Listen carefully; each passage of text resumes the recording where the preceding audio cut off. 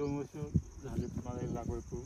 आंबा लावला फिमेल आणि त्यामध्ये मग मोसंबी आणि पेरू, पपई पेरू हे तुम्ही लावलेलं. आता तुमचं शेवगाचं उत्पादन तुम्हाला मिळत आहे, पेरू तुमचा सुरू झालेला आहे बरोबर. त्यानंतर आता तुम्ही मध्ये भाजीपाला वगैरे घेतात, कडधान्य घेतात, त्यातून तुम्हाला उत्पन्न येत आहे. म्हणजे तुम्ही आता सांगितलं जसं की आठवड्याला तुम्हाला 10,000 रुपये तरी येतात, म्हणजे महिन्याचे 40 ते 50,000 रुपये तुमचे नुसते आंतरपिकातूनच येत आहेत. शेवगा हा जेव्हा अद्रक चालू होतं त्यावेळेस अद्रकला भाव होते 60 रुपये पावशेर होता अद्रक. मी फक्त 1 कॅरेट अद्रक घेऊन जायचं, त्याच्यामध्ये 15-16 किलो अद्रक बसायचं. 7,000 रुपये अद्रकचे व्हायचे माझे. शेंगा बाजूला 100 किलो असायच्या वेगळ्या. म्हणजे जर का मार्केटने पण साथ दिली ना, खरोखर प्लॅनिंगने केलं ना, की खरंच IIT इंजिनिअरिंग आहे शेतीमध्ये. बरोबर. प्लॅनिंगचं काम केलं तर खूप पैसा कमवत होतो, छान पैसा कमवत होतो. त्यावेळेस मला ते घरी पिशवी मिळतं, मला इतकं समाधान वाटायचं.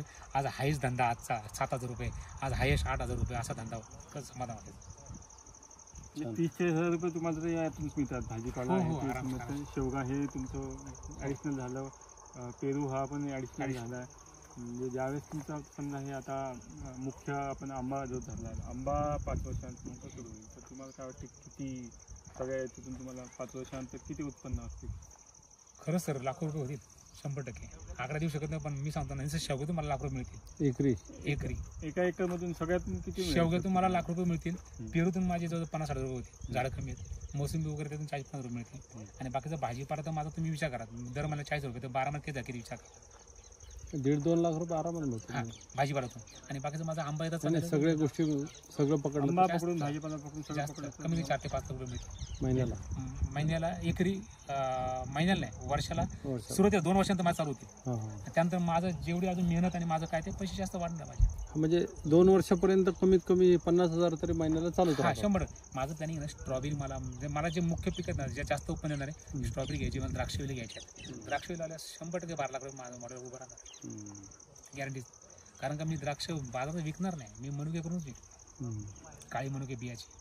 आणि त्या द्राक्षाला भाव पण खूप असतो. कॅन्सर म्हणजे आपण म्हणतो ना, गुरुजी सांगतात ना, कॅन्सरच्या बियांचं ते त्याच पण सर्व करायचं आपण. बीजवाली कमी करायचं.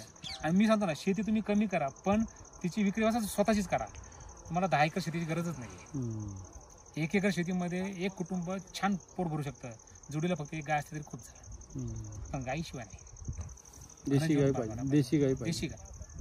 तुमच्याकडे कुठची गाय आहे? गिर गाय. किती आहे? 4 गायी, 3 गायी आणि बोल. जीवामृताचं शेड्यूल कसं आहे तुमचं? जीवामृत दर 8 दिवसाला सोडत राहायचं. किती? 200 लिटर. माझे 5-5 लिटर 3 ड्रम आहेत.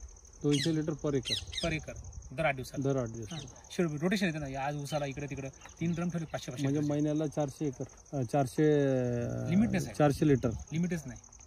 मला वाटतं कधी कधी 500 लिटर एकरा सोडून देतो मी कधी. मला तिकडे जर काय असं वाटलं तिकडे पाण्याची गरज नाही, पाणी येणार नाही, त्या इकडे सोडून सगळं राहील.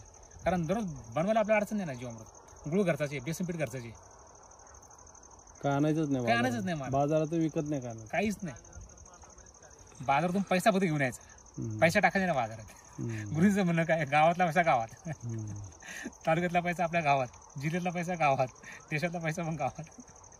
तर आपण स्वयंपूर्ण होणे तर नाही.